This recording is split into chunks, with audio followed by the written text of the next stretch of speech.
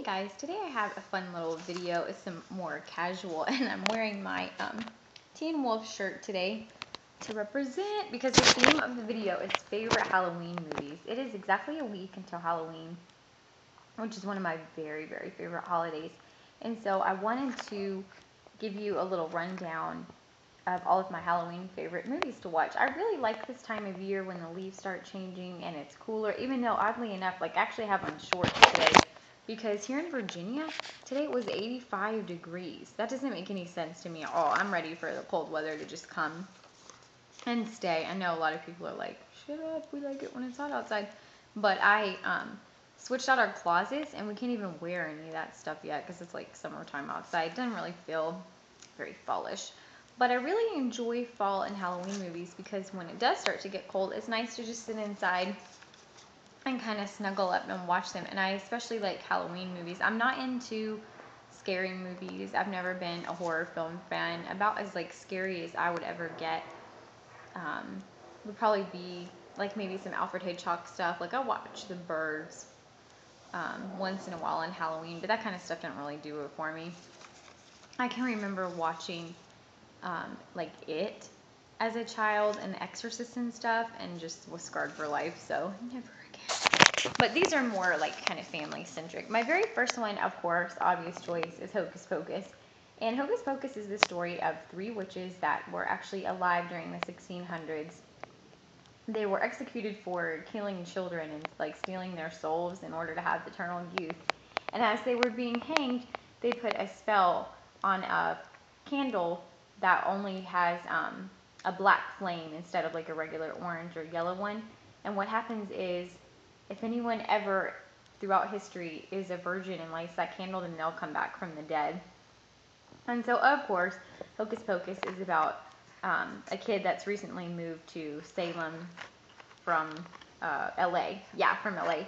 And he, of course, lights the candle kind of in a show-off moment. I won't tell you too much, but it's just kind of the story of he and his girlfriend and sister trying to get these witches under control. And I think my favorite character is Thackeray Binks. A lot of people think it's Zachary, but it's actually Thackeray, like you have a lisp, I guess, kind of thing. And if you have a lisp, I'm sorry. Rochelle totally has a lisp, so whatever.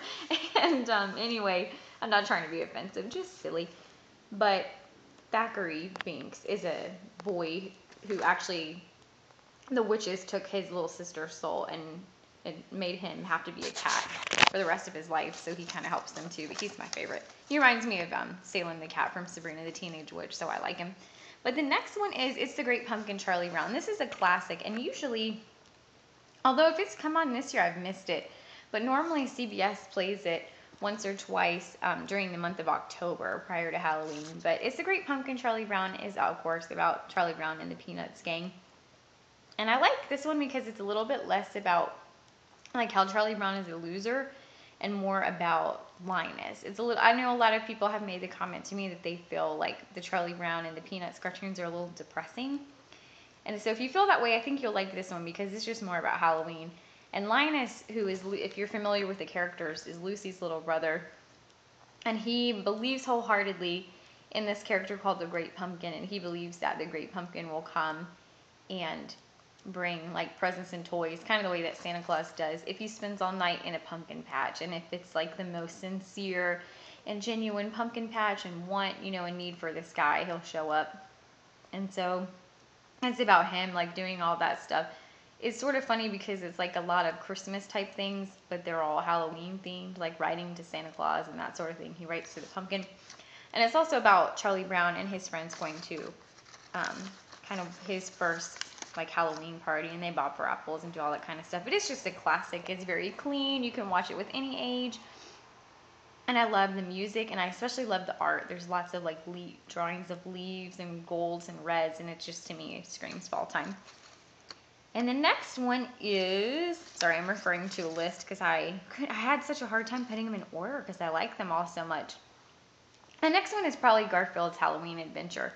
I've always been a fan of Garfield cartoons, especially the ones that were made like a little bit longer ago.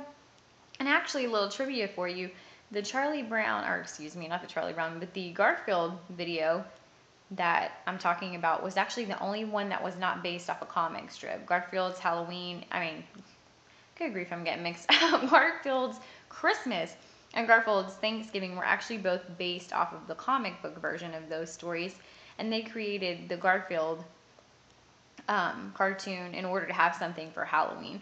But what it's about is Garfield wakes up and hears Binky the Clown on the TV talking about how it's Halloween and he can get all this free candy. And Garfield doesn't really know a whole lot about, this is kind of his like first introduction into Halloween. And so of course he's excited because he loves food. And it's about him and Odie trick-or-treating. And when I was little, this is like spoiler alert, but when I was little, the part that scared me the most was that part. And anyone that's seen it will be like, oh my gosh, me too.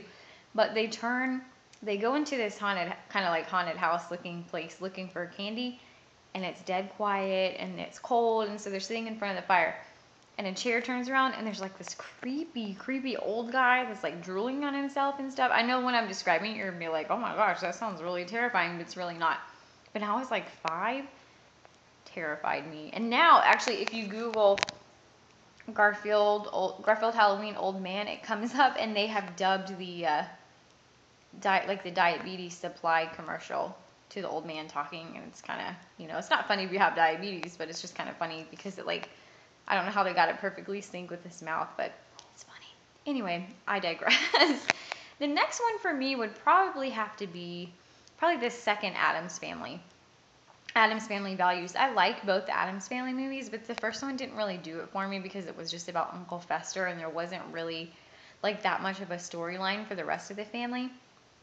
Addams Family Values is hysterical because what happens is she has a third child and he a little baby and all 3 of it's kind of too much for her. She wants to be able to, as she says, explore the dark arts and do her own thing sometimes too. And so they go through this nanny agency and find all these nannies and the kids scare them off and they finally find this one that's very seductive looking. And she goes after Uncle Fester. And actually, in order to get the kids kind of out of the way, and so she doesn't have to deal with them while she's evilly plotting to get Fester and all of his money, she sends them away to an outdoor sleepaway camp. And of course, thinking of the Addams Family kids going to a sleepaway camp with all these rich people, and they're canoeing and kayaking and they're outside and stuff, and that that's Wednesday and Pugly's worst nightmare. So watching that unfold. Hysterical. And my favorite part of that is when they send them to the Harmony Hut and make them watch Disney and all these things that, if I got sent there, I think it was awesome, but they think it's terrible, but so funny. So funny. And then the next one is probably Roald Dahl's The Witches. I actually like the movie version of The Witches way better than the book. The book ends kind of sad. The movie ends kind of happy. But it's about a little boy whose parents are killed in a car accident, and he goes to live with his grandmother who's had a lot of experience with the witches in the world. And she tells him a lot about all the witches and how to identify them and how to trick them into not getting you and sort of staying away from them and stuff. And they end up having to move. I think he moves with her. I believe she's from Norway. And then they end up going to London on a holiday vacation. And while they're at the hotel on the vacation, they find out that is the meeting of all the witches in the world that she's been talking about. And so the movie is about them trying to stop the witches from having their evil plot to get rid of all the children. That seems to be a common theme in all these movies, is get rid of kids. Yikes. But anyway. The next one is Teen Wolf, and my shirt represent. But Teen Wolf is perfect for Halloween because, of course, there's a whole werewolf plot line. But the thing I like about it is, of course, it's Michael J. Fox when he was young and adorable, and he the whole story is about how his dad is a werewolf, and he finds out kind of when he turns 16 and gets a little bit older into his teenagehood, that he's one too. And the whole movie is about him trying to deal with that transformation back and forth, and at first trying to hide it from people, and finally he ends up embracing it and playing on the basketball team as the Teen Wolf. And oddly enough, the wolf part of him is super popular, and it gets to a point where that wolf part is a little more popular than the human part, and it's about him kind of finding his identity in his human/werewolf form. But it's just like a cult classic 80s movie. And I will say that there is some, I believe, I'm pretty sure the unedited version has some mild nudity in it. So I would, I don't think that I would necessarily watch it with like your 7-year-old. But, you're a parent, that's up to you. If you want to do that, whatever. The next one is Teen Witch. And Google, when you get done watching this video, if you're even still watching, Google Top That Rap. And Teen Witch is about a girl, and actually is Blake Lively's younger sister, Robin Lively, that plays the Teen Witch. And it's about this girl that gets a pendant. I don't remember if she like inherits it or finds it. That part I'm a little fuzzy on that. But she finds out that it's magic and that she's a witch. And she goes to actually the lady from the Poltergeist, the little small lady, to like kind of advise her through becoming a witch. And it's about her using her powers to become beautiful and popular.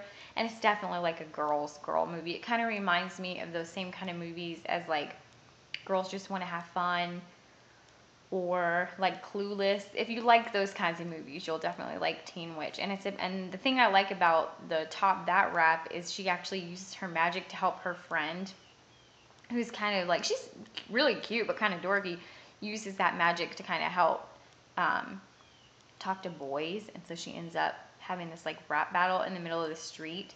And it's completely ridiculous and so cheesy and so 80s, but it makes me so incredibly happy. So check that out.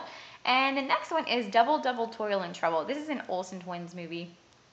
And the Olsen Twins, this was like back before they like had eating disorders, did crack and chain smoked and stuff. But it's about them as twins, of course, and their parents. And their parents are having money problems, so they go to their rich aunt, who I'm pretty sure is like a witch and has magical powers. And it's just about them trying to like foil evil plots, and it's all Halloween themed. And truth be told, like there's really not that much of like a decent plot to it, but kids love this movie, and I like it just because, of course it's themed. And there's a lot of random actors in it. Like the guy that plays Anthony Bouvier from Designing Women is a good guy in it. And there's like a creepy magician guy with a crow. And like I know I'm not really explaining it very well, but just check it out because it's definitely worth a look. But like I said, the plot's a little like, what? But it's cute enough or whatever. And it starts out that they actually end up with these magic wands from a Halloween party, and they don't realize that gives them like similar powers to a witch. And that's kind of how the whole magic thing gets incorporated. But the next one, Ernest Scared Stupid. I can't believe I forgot that one. Ernest Scared Stupid, of course, is Ernest. And you all know if you watch my videos about movies that I enjoy Ernest. It's it's slapstick comedy.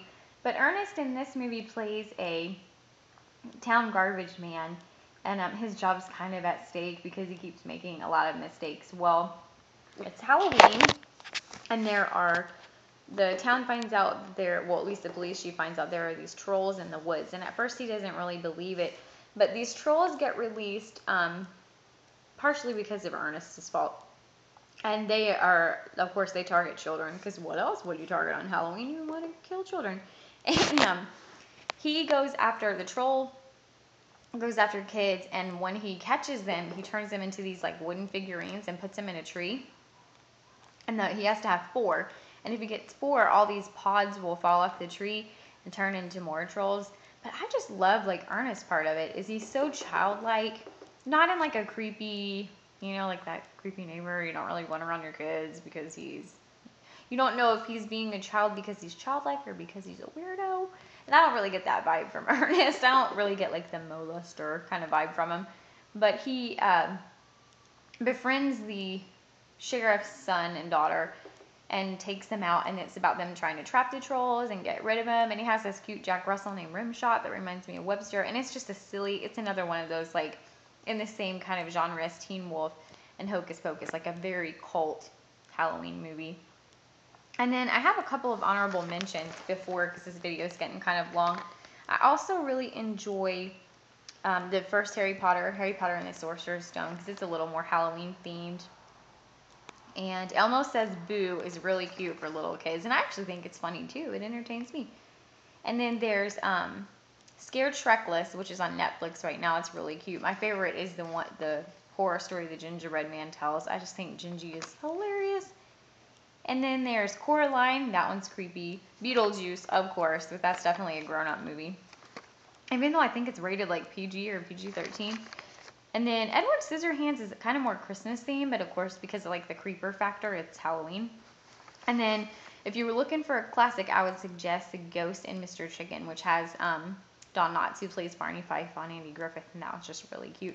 But anyway, I hope you're having a really happy Halloween. Let me know in the comments below what your Halloween costume is and what your favorite fall or Halloween movie is. And I actually have a really fun tutorial coming up, hopefully, for Halloween, so stay tuned for that. And I will talk to you guys later. Bye.